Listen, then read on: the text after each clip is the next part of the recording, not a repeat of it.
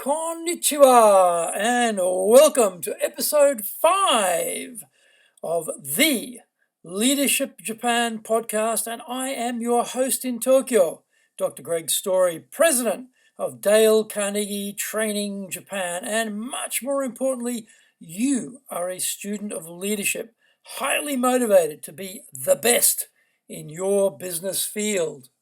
Today we look at essentials for motivating salespeople. Hey, it's a jungle out there. A brilliant meeting followed by a woeful meeting. That is the emotional roller coaster of the world of sales. You're up, you're down within minutes. Depends on the client's interests and reaction. You're always too early or too late for the business chance. The client is never on your timetable, especially your schedule around meeting this month's quota. So, how do we keep salespeople motivated to push through and produce the needed results? Managing salespeople requires time usage perspective. Break the team composition down to some key segments. There are 4 of them: the star, the non-performer, the new or developing, and the plateaued employee. Our natural instinct is to spend a disproportionate amount of our time on fixing non-performers. Stop doing this.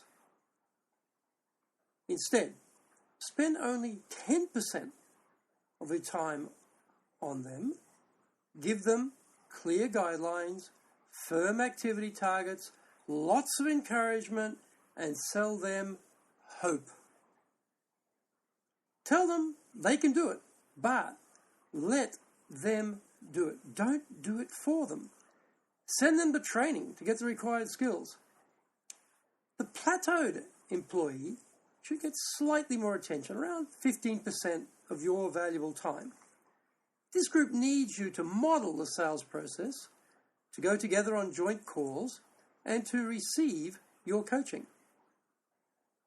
Set realistic activity levels, monitor achievement, and let them know that your time becomes more available to them the more they achieve results. The new and developing deserve 25% of your attention. Their attitude and skills are good, but they lack experience. Extra coaching, your modeling of the sales technique, and priming the pump with some new leads all set them on a course for becoming high-level performers. In fact, they are keen and want to succeed to challenge the more established performers for the top sales spot. The star performer is often neglected because we see them as capable, skillful, competent, already producing. We think we just need to get out of their way and let them get on with it and use our time to do other things. Big mistake. They need 50% of our time. Why? Their capacity for even bigger deals, bigger clients, and more strategic solutions is the greatest you have available to you. Don't waste this succulent opportunity by spending your time with low-level performers who, even if they doubled their production, would not make a great deal of difference to the overall monthly quota achievement. Get the star performers dealing exclusively with high-level strategic accounts. With your seniority and contacts, you often will have better initial access, and so you can clear their path to go forward. Don't use your prime client opportunities as a training exercise for less capable salespeople. Keep thinking of new ways to challenge the stars. They have the capacity to do more complex deals, so keep pointing them in this direction. At the same time, clear obstacles, find them needed resources, and don't forget to praise and appreciate them. Often these employees are highly driven, so we think they are totally self-contained and don't need our recognition. Not true. They may not need it, but they still want to hear it from you.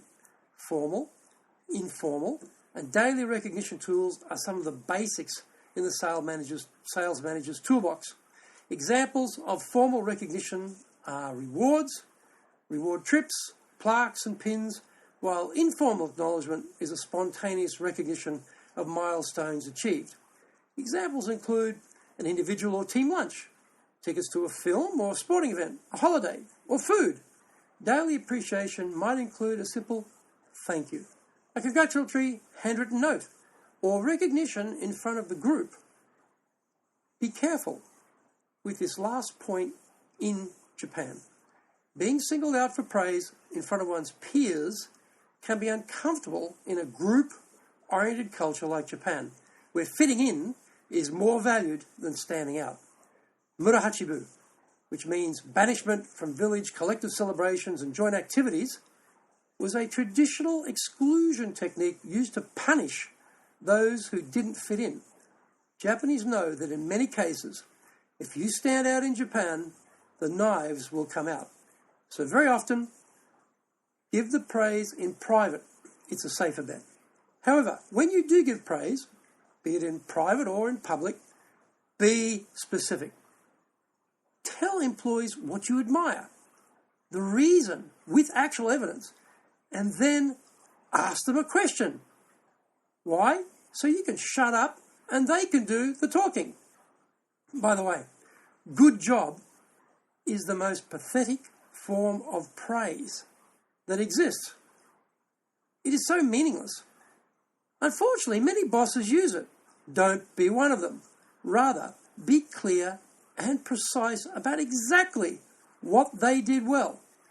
Top salespeople are competitive, but money isn't the only recognition tool available to you. Find out what else each of your sales team members want and tailor rewards specifically to them. Knowing what your individual team members want should be a big part of your psychoanalyst role as sales manager. There are many studies done on engagement, motivation, what employees want from their organizations. Read these for reference, but better still, just ask your employees what they want. Spend time uncovering the desires and aspirations of your people. By the way, these change over time, so keep checking what intangibles and tangibles they are seeking.